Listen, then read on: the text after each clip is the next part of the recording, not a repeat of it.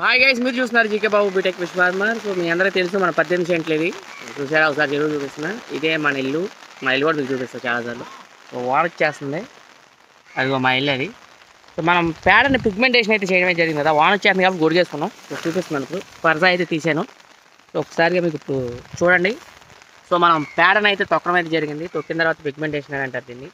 So ఒకసారి పేడ పైన చూస్తే మీకు పురుగు పట్టింది చూసారా.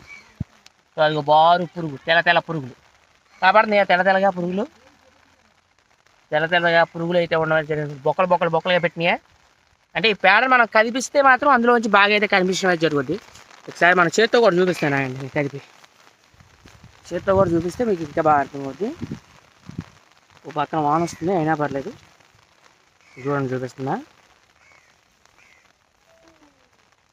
చూసారా, చూపిస్తున్నా చూడండి. చూసారా, ఇది పురుగు.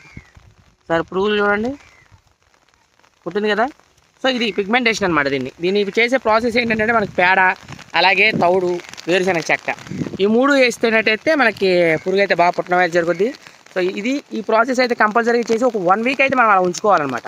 వర్షాకాలం కాబట్టి బాగా స్పీడ్గా అయితే పుట్టడం అయితే జరుగుతుంది. ఒక 1 వీక్ మాత్రం మనం అలా ఉంచుకుని ఉంటే తర్వాత మనం చెరువులో వేసుకునే లెక్క అయితే చాలా బాగా పనిచేస్తుంది. సో కట్లా పిల్లకి అయితే ఇంకా బాగుంటుంది.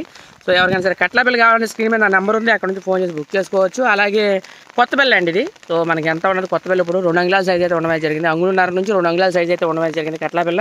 సో దాన్ని కూడా వీడియో కూడా మీకు పెడతాను ఒకసారి. అప్పుడు కూడా మనం చూసి దాన్ని అయితే బుక్ చేసుకుందాం.